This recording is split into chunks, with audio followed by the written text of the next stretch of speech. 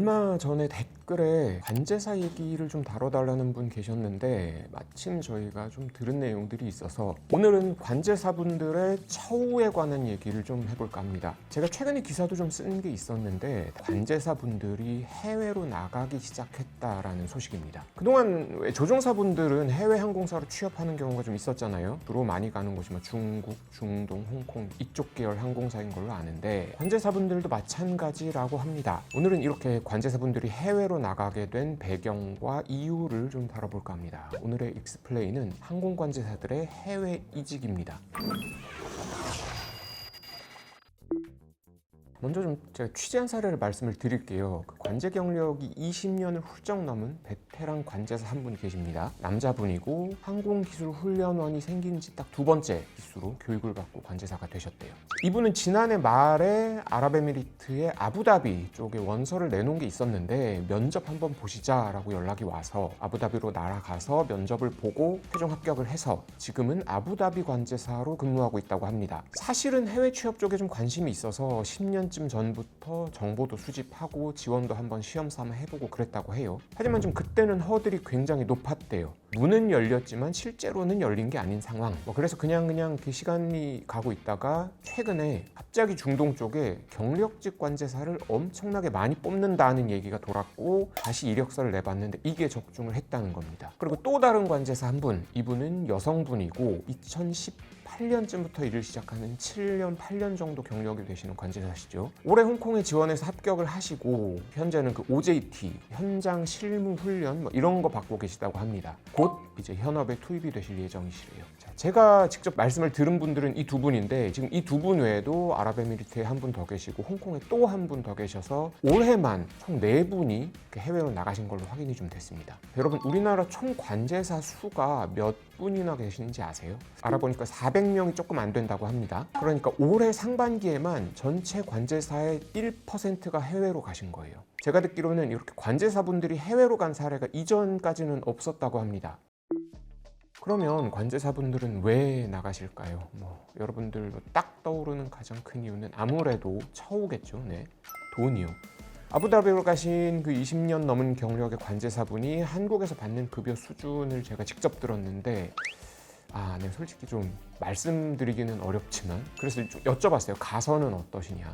한국에서 받던 월급의 2배 정도를 받으신다고 합니다. 홍콩 가신 7년차 관제사분이요. 이분은 아부다비 가신 분보다 경력도 적으니까 급여도 좀 더 적었을 거잖아요. 홍콩 가셔서 받게 된 급여가 5배가 넘는다고 합니다. 물론 홍콩 가신 관제사분들의 경우는 홍콩이 집값이 워낙에 비싸잖아요. 그래서 그 월세 비용을 회사에서 보전을 해주는 게 있대요. 다는 아니더라도 어느 정도 그 비용까지 합쳤을 경우에 그렇다는 거긴 한데 아무튼 한국에 있을 때보다는 훨씬 만족스럽다고 합니다. 이게 구조상 어쩔 수 없기는 한데 한국은 관제사분들이 대부분 국토교통부 소속 국가공무원이시죠. 대부분이라고 한 이유는 극히 일부분들이 인천공항공사 소속으로 돼 있고 우리나라는 이제 군관제사도 제법 많으니까요. 아무튼 민간항공관제사의 거의 대부분은 공무원이라고 보시면 됩니다. 그러다 보니 급여 체계가 공무원이랑 똑같은 거예요. 아주 일부 한 월 10몇만 원 정도 수당을 더 받는다고 합니다. 그런데 관제사라는 직종은 사실은 좀 특수한 직종이죠. 휴일이나 연휴 개념이 없는 무조건 교대 근무직이고 우리나라 공무원들이 언제 쉬냐면 국가공무원법하고 공휴일에 관한 법률에 따라 제정된 관공서의 공휴일에 대한 규정을 적용을 받아서 쉽니다. 이 법에 명기된 날들이 이제 휴일이 되는 거예요. 공무원들의 언제냐면 우리가 아는 공휴일이랑 똑같습니다. 그런데 관제사분들은 이날도 꾸역꾸역 출근해서 일을 할 수밖에 없어요. 공휴일이라고 비행기가 안 뜨는 게 아니잖아요.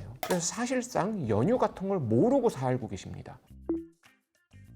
어디서 어떻게 어떤 관제 업무를 하느냐에 따라 다르지만 24시간 돌아가는 접근 관제소, 어프로치라든가 항로 관제소, 컨트롤 이렇게 부르는 곳들이요. 여기는 기본적으로 5일 주기로 근무가 돌아간대요. 주간이 2번, 야간이 1번, 그리고 야간 다음 날은 이제 밤을 샜으니까 비번이 1번 있고 그리고 그 다음 날 하루 휴무. 주간은 오전 9시부터 오후 6시까지 그리고 야간이 이게 제가 좀 듣기에 의학 싶었는데 오후 6시부터 그 다음 날 9시까지 무려 15시간 연속 근무예요. 그러니까 3일이라고 이틀 쉬는 거 아니냐라고 하실 수도 있지만 그게 아닌 거죠. 보통 밤에 일하면 8시간만 일해도 그 다음날 이제 철야 휴무를 들어가야 되는데 이틀치 근무 다 하고 들어가는 거니까요. 그리고 이렇게 5일 주기로 근무가 돌아가다 보니까 휴가도 길어야 5일밖에 못 쓰신다고 합니다. 이걸 제가 뭐 휴가를 만약에 7일, 8일 이렇게 가겠다라고 내버리면 근무 스케줄이 다 꼬여버리니까 이거 지금 대기업 같은 데서 복지 차원으로 나오는 휴가 얘기가 아니고 법적으로 보장된 연차 얘기입니다. 이게 만약에 꼭 길게 가야 할 일이 생기면 어떻게 해야 되냐, 내가 내 근무를 교대해줄 사람을 찾아서 바꿔야 된대요. 근데 이게 저런 패턴으로 5일 근무를 하게 되면 교대하는 사람을 또 바꿔주기가 쉽지 않을 거잖아요. 일단 내 근무 피해야 되고 피로도도 무시할 수 없을 거고. 그런데 아부다비, 홍콩 가신 관제사분들 얘기를 들어보면 여기는 근무 주기가 10일 단위로 돌아간대요. 주간 2번, 오후 2번, 야간 2번 한 다음에 야간 비번이 하루 있고 그 다음에 3일 연달아 휴무하고. 이렇게 되면 피로도가 한국에서 일할 때랑 같을 수가 없잖아요. 여기에 양쪽 다 한 번에 8시간 이상 근무할 수 없도록 하는 그 근무 규정이 존재하고 열흘 주기다 보니까 휴가도 열흘씩 쉴 수 있고. 홍콩 가신 관제사분들 얘기를 들어보면 여기에 플러스 모든 관제사는 1년에 2주 이상의 장기 휴가를 한 번 이상 무조건 써야 한다라는 규정이 아예 뚝딱 박혀 있다고 합니다. 그래서 관제사분들이 해외로 가신다는 거예요. 그런데 꼭 돈만 보고 간 거냐? 그런 건 또 아닙니다. 아부다비 가신 경력 20년 넘은 아까 그 첫 번째 케이스인 관제사님은 이제 곧 나이가 50에 도달하시는 분이거든요.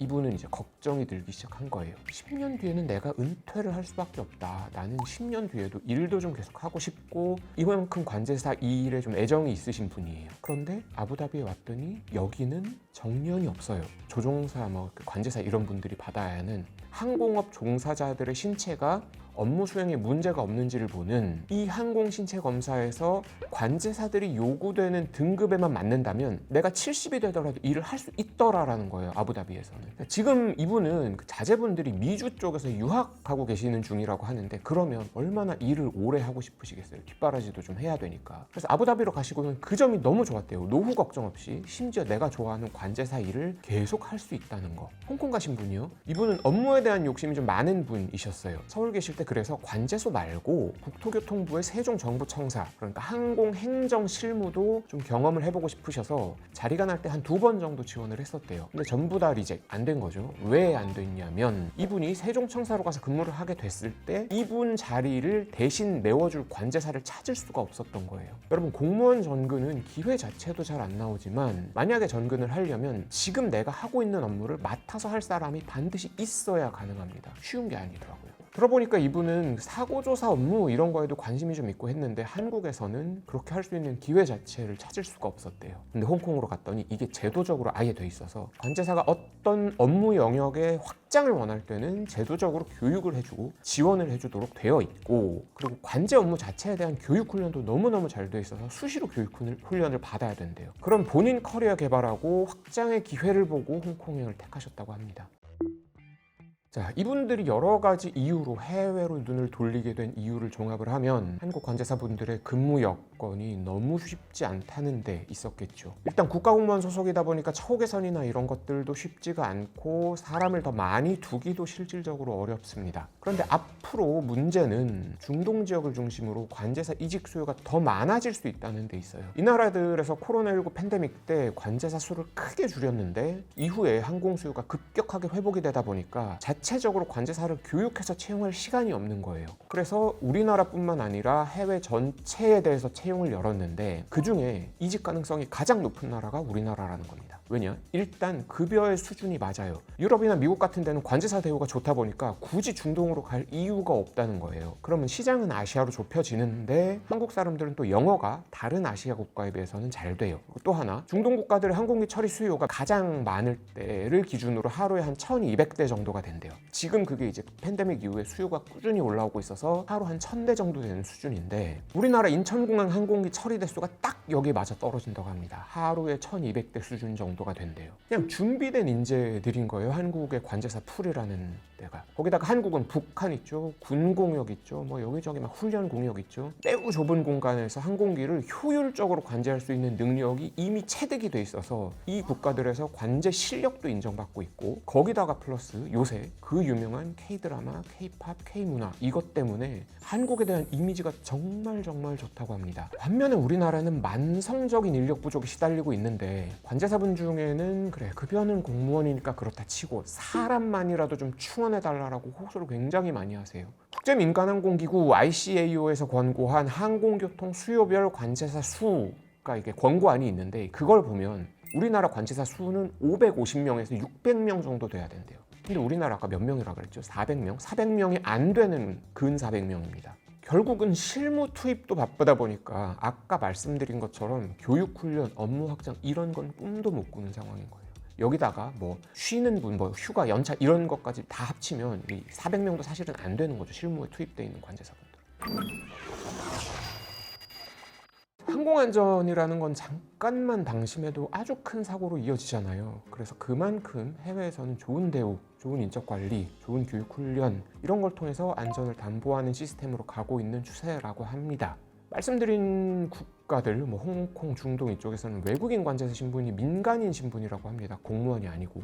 그래서 관제 회사가 있고 여기 소속으로 들어가다 보니까 급여 인상 이런 것들도 상대적으로 제법 자유롭다고 합니다. 관제사가 공무원 신분인 거는 한편으로는 권한입니다. 그 항공 안전을 위해서 어디에도 휘둘리지 않을 권한을 국가가 공무원이라는 신분으로 보장을 하고, 어디에도 치우치지 않고 안전에만 신경 쓰도록 한 결과죠. 다만 상황과 환경에 맞게 처우도 그리고 어떤 보상도 좀 더 좋아졌으면 하는 바람입니다. 오늘 드린 얘기를 제가 취재하기 위해서 많은 도움을 받았던 관제사 한 분이 얼마 전에 세상을 떴습니다. 유서가 발견이 됐는데 이런 처우 개선에 관한 그 많은 내용들이 적혀 있었다고 합니다. 세상을 떠난 관제사분에 대한 추모도 같이 해주시면 감사드리겠습니다. 오늘 익스플레인은 여기까지 하겠습니다. 지금까지 총괄의 권기범, 제작의 김윤서, 김수연, 기획과 진행의 저는 이원주였습니다. 다시 한번 세상을 떠나신 관제사분의 명복을 빌면서 오늘은 여기까지 하겠습니다. 고맙습니다.